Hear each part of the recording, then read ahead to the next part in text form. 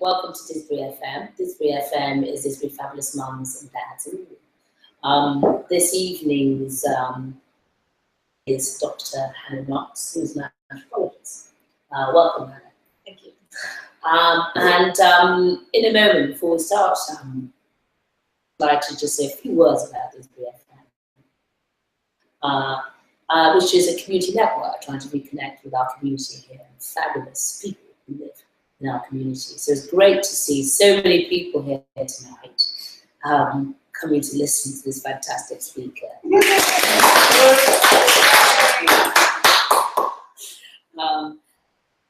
a raffle at the end for the donation raffle prize. It's a speaker's choice. So what we're going to do, we're going to start off by just finding out a bit about Hannah's job, and then we've got some question and answer session. And so if you can be thinking about questions you'd like to ask, because it's a really fascinating subject, and indeed specialism. And when you ask a question, if you can just say who you are, what you do. We don't need to know where you live. So Hannah, welcome. And just tell us a bit about who you are. Who are you? That's a very big question to start with. So I live in Manchester.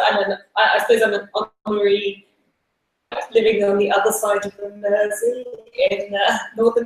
Oh. I've lived in Manchester for, I think I worked out 21 years now, so quite a long time.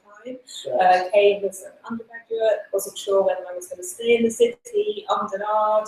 Things took the right turns, but I always stayed, and now I've been in Manchester this time, and now I'm fully here in the city. Apart from the fact that I spend half my time in London, that's my job, but I live in Manchester. Yeah, because actually originally you're from Kent. No, that's right, from Canterbury. That's right. Yeah. True man. Well, I don't think you can be a true man unless you go back 7 generations. No, it's counted. And also you're a mum because you've got 3 children. I have. I've got 3 girls who are, the eldest is 9, and then the middle one's 6, nearly 7, and the littlest one's 3. Brilliant. Okay. So, Hannah, what is anthropology? Yeah, good question. Well, this is a question that we get asked a lot as anthropologists, because amazingly, people don't really kind of know what anthropology is.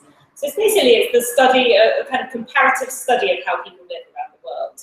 And it started when people started to get worried that cultures around the world were disappearing, and they wanted to kind of capture languages, ways of life, ways in which people had rituals, kinds of religion. And they started to go around and record these things, record languages, and lots of kind of missionaries were doing this work, but that was the kind of beginning of this thing called anthropology. And really it's about, in many respects, trying to kind of make what initially seems exotic, like these kind of other ways of life that seem completely incomprehensible at first sight, make sense in their own terms. So trying to understand societies in their entirety, if you like.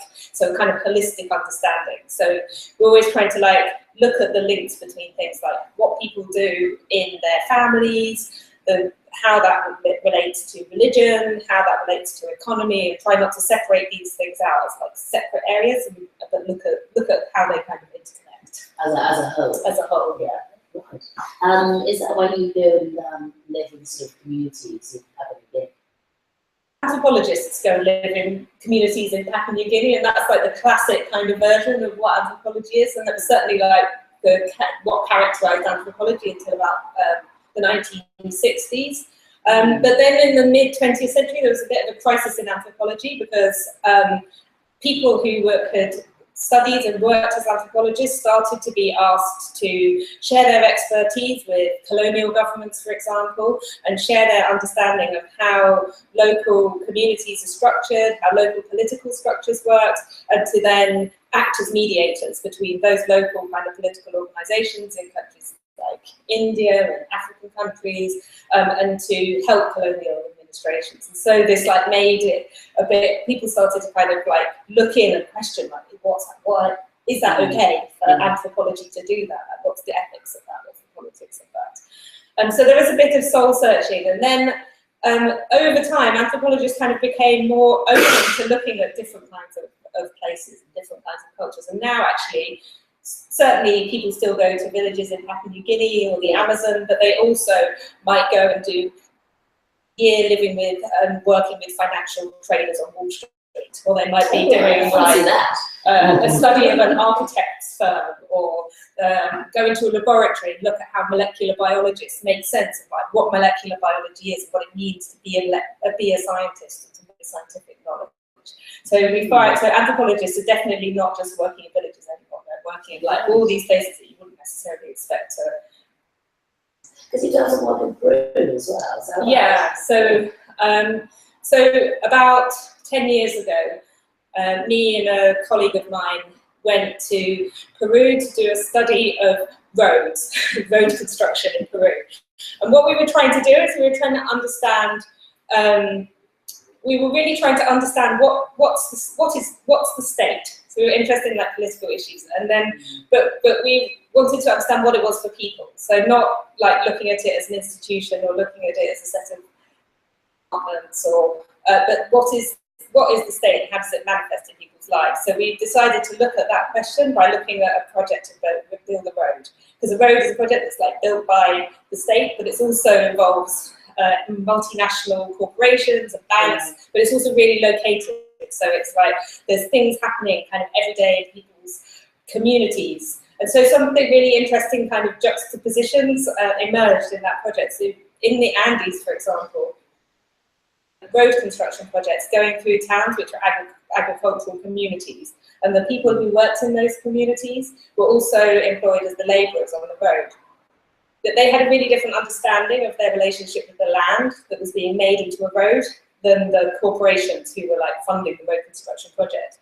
So you had incidents like, there was one incident where someone got run over by a truck during the road construction process, and they got killed. And the engineering company was having to deal with this. We were working on the road, and we can't work on the road anymore because the reason why the person got killed is because the spirits of the mountains in the area are angry that the proper ritual process hasn't been done before building the road to stop the spirits being angry. And so the company, this kind of multinational engineering company, was having to do these rituals to payments to the land to kind of appease people's worries that the land was not being properly treated in this road construction process. And it was very complicated because then people were also skeptical of whether the engineering company really believed it or whether they didn't. And so it grew up all these really, really fascinating kind of struggles. So interesting. Yeah. I just wanted for you to just tell us a bit about digital anthropology. Yes. Now, what's that? Okay, so the reason that Sally's asking me this is because my job is at UCL, which is where I work, is a lecturer in digital anthropology and material culture. And so basically all my stuff has been looking at technology. So the road project is looking at the road as a kind of technology. And actually as a communications technology in a way. But now, so then I got a job in this department in London, where there's a master's program in digital anthropology. This is looking at the way in which people use digital technologies in their lives and the difference it makes to conduct yourself through the use of digital technologies.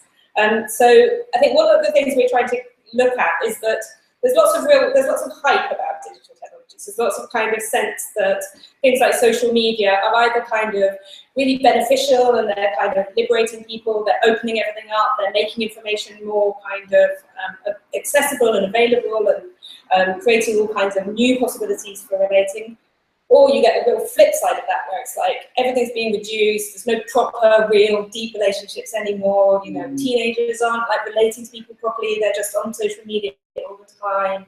And so I think digital anthropology is trying to cut through those two positions and say, actually, what are people doing? And like, what you find is you find just as much variety and depth, really, of ways of relating on these digital media platforms as you find offline as well. And Is that like internet dating? Yeah, I mean, so it includes anything from people rather than about technology. So wherever you've got people relating to each other, the technology is really just a form of mediating those relationships. And that could be like, in a way, it's equivalent to language or, you know, other kinds of structures within which you relate to each other. It's not really any different, except that there are some qualities about digital technologies, like the scale, the fact that you can relate to people internationally in ways you couldn't before, that kind of shift things a little bit. But we're using, so online dating, quite a lot of people look at that. My colleague used to have really into consumption, so he's looked at lots of stuff to do with like how people consume. Yeah, so he's done a whole thing way before the digital stuff on shopping, or study of shopping, and how shopping is like an act of care. That's what he was really interested in. What people do when they shop, other than like making an economic choice and a set of economic transactions. Why do people shop? Why do people do when they're shopping? Can you tell us why I like John Lewis? I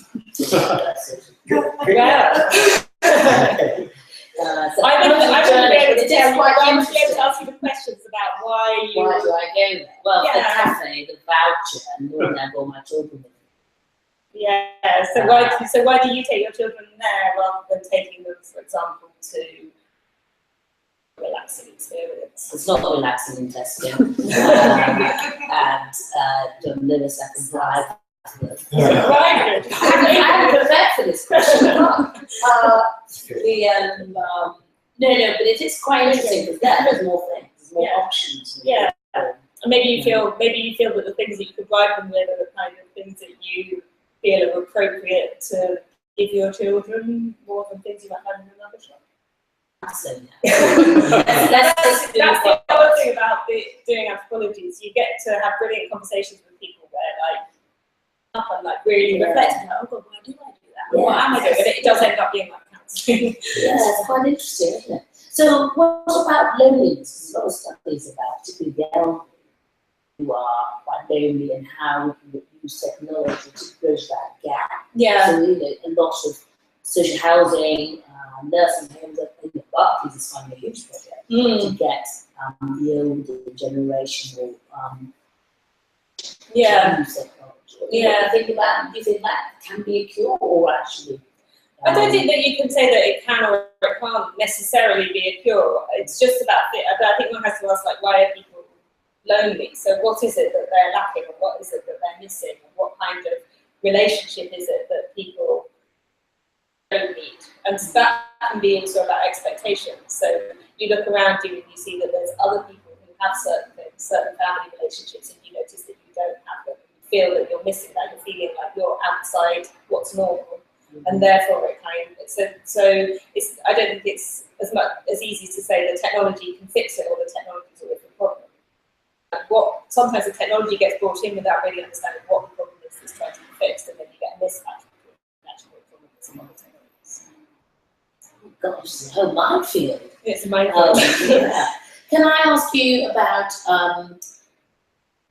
some of the other things that, so I think you edit some series of books or an author.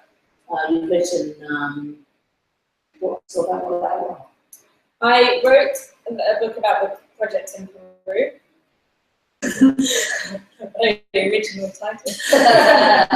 You know, we spent a long time worrying over the title. We came up with all kinds of titles, and then in the end we realised we told everyone who we talked about it. They were like, "When's your Rhodes book happening? When's the Rhodes book coming out?" So we just So I published that, and then some other collections of essays written by other people around objects and the role that they play. So like how objects become meaningful, like why we have attachments to them. Like what we have. Exactly. Like what we have. The shoes. Interesting. Yeah, your shoes would be a great. Oh no, sorry. Get back to my socialist views. No, that's fantastic. And can I just ask you, because this is a community network, just to reconnect with where we live and the joys of where we live. What do you think about the state of the communities at present? Just as I don't know if you thought about it, whether it's where we live or certainly Manchester, South Manchester. Yeah. If we're connected, if you think we're disconnected, if we look at, say, Brexit, Yeah. that, you know, we're in a divided country. Yeah. Have you got any views about that from anthropology? I don't know if it's from an anthropology point of view, but I think there's something interesting. There was an observation made about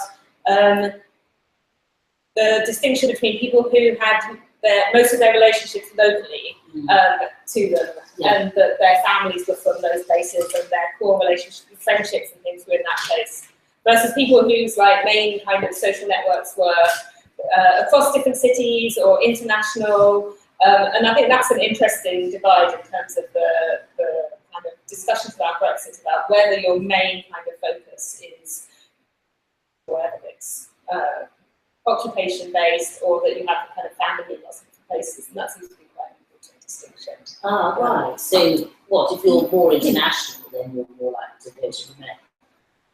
Is that what you mean? Well, that's one of the things. That's one of the things that's being kind of noted. That and educational attainment and your kind of international focus. Yeah. And there's been some interesting studies. I had a PhD student who was doing work in East Manchester, and she was looking at the concept of community and how people experience community in context of regeneration. So she was working in Beswick about 5 years ago. And trying to understand from people what their experiences were of having been regenerated, which was a term that people were using. Something that was like, oh, really painful. Yeah, exactly. And I think that was. I kept thinking during the whole Brexit thing. I kept thinking back to her work. She was like talking about how people were saying that they weren't, but at the same time they were like anti-immigration.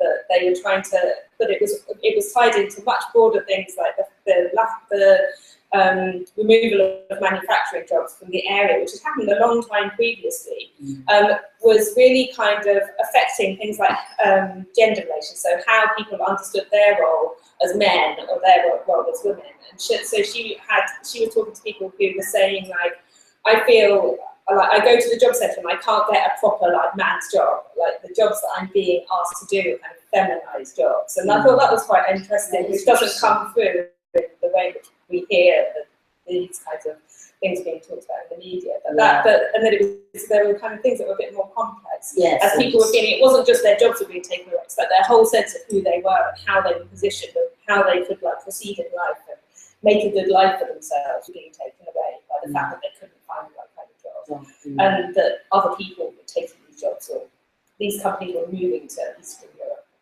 These kinds of issues. Whereas it is a living for them, then it could be more opportunities. Yeah. Interesting.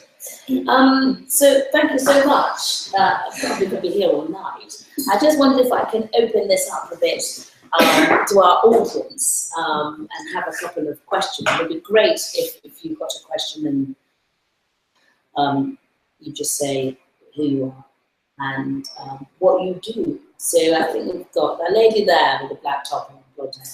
Hi, so my name's Emily and I work at the Comedy Store. So slightly different. Okay, yeah. But utterly fascinating, so thank you. That was really interesting because at the beginning I was going, I'm not exactly sure what to do. So thank you for explaining. Since you're looking at technology and that's your specialty, have you seen any brilliant examples of how technology is helping communities to feel more connected in this time when our neighbours are? Yeah. I mean, I think people are using the available platforms to do local work as well as doing international work. So even things like is being used by lots of local communities to facilitate communication between people. And I think there's quite a lot of organisations now that are trying to develop these community-based internet sites or forms of kind of local social media. And that's something that I think would be really interesting to kind of follow, because I think it's only really just kind of starting as something that's really explicit. And I've kind of, in the last year, heard about quite a lot of examples of those kinds of sites. And then there's all, so that's more on the kind of like community cohesion, like sharing information in a way, a bit more like the kind of thing that you're doing. Like how do you share? Yeah. How do you know like other people are your street, and how do you share information with them? Yeah. I can't remember the basis of the platforms that have come about. There's that sort of street life. That kind of yes, thing. Yeah, that's I think there so is street life. yeah. I think they're quite interesting. I mean, I think like any of these things, it's going to require somebody to be driving it and for that activity to take place. I suppose it's a bit like a neighbourhood watch scheme or something like that. Like it's only going to be as good as the people who are in there. Have you seen anything specifically that would elderly people to feel more? Because that does seem that as things are moving forward, that it is people who are a little bit older who might not be on Facebook. Yeah. Is there anything interesting that you've seen that might be happening to help join the two? Because it does seem that you're either connected or you're not. Yeah. And with libraries closing and you just all those places where people would connect are not there in the same way that they were. It does seem that there is I mean, we're lucky that we have Home, which I know is doing a great job in Didsbury. It does seem to be putting something back in for people. Yeah. But, I mean, I think obviously with older people, there's less kind of proportion of people using technology and using social media. But I also wouldn't want to like fetishize it and say, oh, like that has to be the way in which people have to make one another. I do have a colleague who's just starting some work about health apps and older people, and that's quite an interesting kind of focus where maybe around things like illnesses, diabetes, like that. Actually, you get quite kind of active communities on social media coalescing around those kinds of issues, and maybe around health. That might be a domain in which there's a kind of bridging between technology, sharing of information, and then also people coming together and actually like meeting each other and being in the same space. So going from where is it? A tweet when they meet up, the Twitterati get together, whatever that is, when they become friends and then they actually and there's lots of real humans getting together. Yeah, exactly. And I think that's always going to have to be part of it. I don't think there's in fact, there's lots of platforms that have been developed for precisely that purpose. There's a website called Tea with Strangers, which is specifically like a web platform, but the idea is that you connect on there and then you go to a particular place like every month and then you meet people who you haven't met before. It's not really a dating site, although it's not excluding that, but it's about like if you're in a big city and you don't know anyone, like how are you going to meet people? And that's popped up in London where it's like a really mobile population, people are coming through, and it's not necessarily that easy to meet other people. It can also provide some safety. So I had another student who was looking at a site for women who were travelling, and they would use this website to kind of organise a night out together in a city when they're just like arrived in that city. And the way in which they were using it was all about like people knowing where they were and being in a group of people and not being on their own. So it was providing a kind of safety net for them in order to enable them to do something that they wouldn't be able to do, or they wouldn't have felt comfortable doing, or they wouldn't have felt confident doing in a strange city. Interesting. Yeah.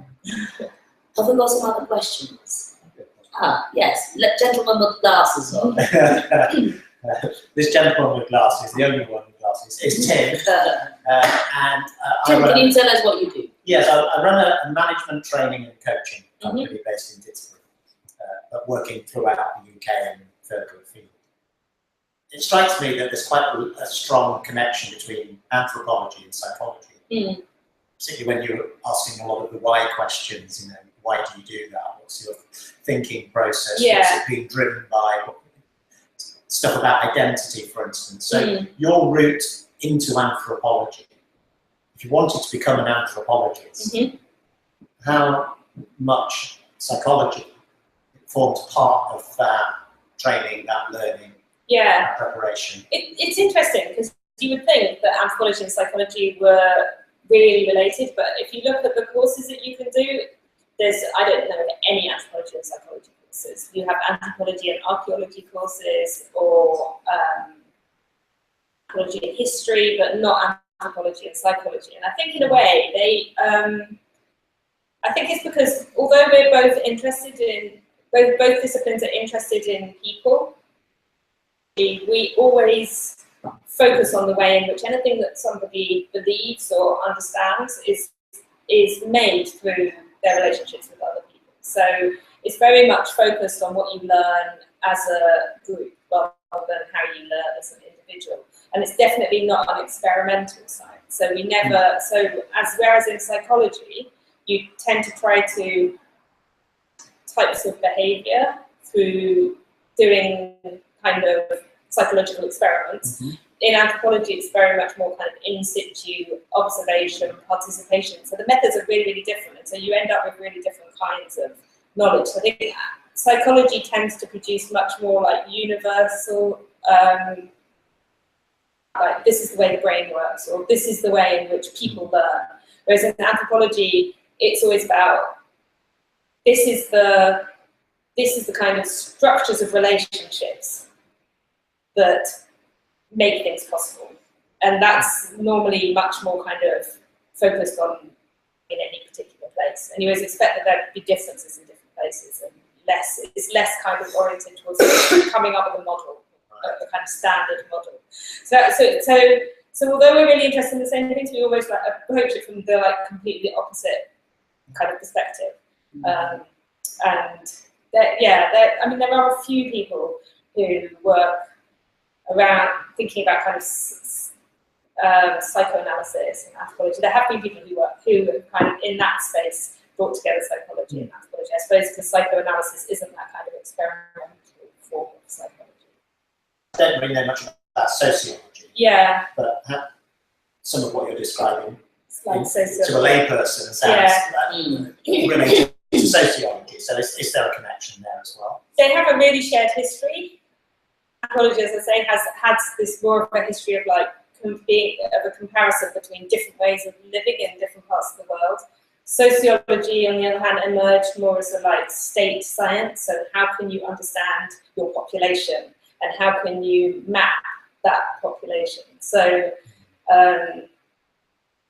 relied much more on things like censuses and certain kind of large scale surveys. But then the disciplines kind of change over time and people do different things. So then you have sociologists who started to go more small scale and want to look more at communities.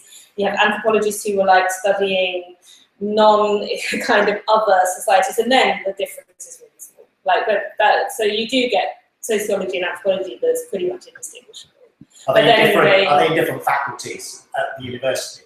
Yes. They are? Yeah. But you do get movement between that. So I worked for 10 years in an interdisciplinary research centre, and I'm not so worried about the boundaries, but some people get very kind of protective over the boundaries between disciplines. And it can matter in terms of jobs. So. Interesting. There's a question there, the lady with the flower top. Hello, really enjoyed it, thank you. No, I'm not anthropologist. I'm Nicola, I'm an education researcher, and I'm interested in what's your current intellectual project, and what would be your dream, what would you do if when the research councils turned around tomorrow and we're going to give you £1 million? Oh, wow, good question. I was just about to say, thankfully I'm not an anthropologist. We could do so much with community. So at the moment, in fact, I have just got a bit of money for next year. So I've got the most recent project I've been doing is looking at climate change and climate models, and I've been interested in how those get incorporated into. And so I've been doing research here in Manchester, a lot of work with the City Council, with lots of environmental organisations, seeing how predictions about climate change are affecting how people think about what's important in politics and who should be doing that work. So what kind of responsibility do people have, things like that. And some of that's looking at so next year I'm going to be doing some work with some community groups who are trying to set up community smart grids as a kind of anti or kind of counter state version of the energy system. I'm interested in it. Kind of goes back to, in a way to some of the kind of same questions I had around the roads project and what the state is. And this is like, what does something like climate change and the issues around changing energy do to political relationships and the relationship with the state and corporation? So that's what I'm going to do. If I had £1 million and they, I don't know, I'd probably be paralysed from then. I'd probably want to work. I'd probably want to kind of use it to work with the people who I most respect, rather than like saying this is the, and then try to work together about what would be a really good project actually. Because this work I did in Peru, I did with a colleague, and I really enjoyed working with another person on it. And I haven't done that for a little while, so I think it would be like talking to people who work in my area who I really value working with, and then perhaps globally. Perhaps globally, yeah. I'll say another question, because I've got a question. If I miss it. So my question is really about this. In Manchester, there's a huge amount of homeless people. We've got a new mayor who's very keen to see that, and I wholeheartedly support that. But I was just wondering, there's a way the technology might assist, and my reasoning is this, if you just bear with me. People in social housing used to have housing officers. Of course, there aren't really housing officers anymore. So we go around, therefore we know livelihoods of people, what they can work, what they lost their job, and so that's gone. So there's no personal touch. You don't know. The only time it becomes an issue is when there's lots of homeless or if you have so many. And I just wonder if there was any sort of, do you see that? I see that as a huge problem to part of the homelessness. Yeah. It's not just all substance abuse as a misconception. Do you see a way the technology can play that? Because I don't. I think we should bring back housing officers. Yeah. But of course, there's no money or aspects of it. If there was any thoughts. Yeah. I mean, it reminds me, there's an organisation called My Society who's been doing some quite interesting work, and I think I have the same question about what they're doing as you just said about, like, could technology help, or do we actually just need like better relationships, like those better structures of relationships? So they've been doing things like, they created the website fixmystreet.com, where you go and you like report any kind of, like potholes or problems with your local neighbourhood directly to the local council. And so but their bigger project is like trying to make people kind of reconnected with their political representatives. So Fix My Street is about how could you make it easier for people to have more of a direct line to the council, how to communicate, and how could you make the council accountable and responsible to population, so that people actually saw when something was like getting fixed. And so they've had that, and then they've got another website which is look at everything that your MP does. So you can look at all the votes that they, and then you can also and they kind of translate it into an understandable form. So they kind of collate the information and say, oh, they attend kind of more than average or less than average compared to others. And again, it's about trying to connect people to representatives. And so maybe there's something replacing the kind of survey, for example, with the MP where you actually go, but it is kind of using a digital platform to enable some kind of form of understanding relationship that might not be there without that platform. Now, I don't know what that would be in relation to homelessness, but I think there might be, I don't think it could be a replacement for those roles. And the risk is you just think, oh, you could just like do that and then the problem's solved. But yeah, there might be. Coming up is the former Lord Mayor of the UK, and the UK council. Very interesting. Who is a Didsbury resident? Because prior to him living in Didsbury, we got fed up with his bins being so full, so he decided to become a councillor. So maybe we can ask him if he's used fixmystreet.com. Dr. Knox, thank you so much. Thank you. I think it's interesting, and I wonder if we could share our appreciation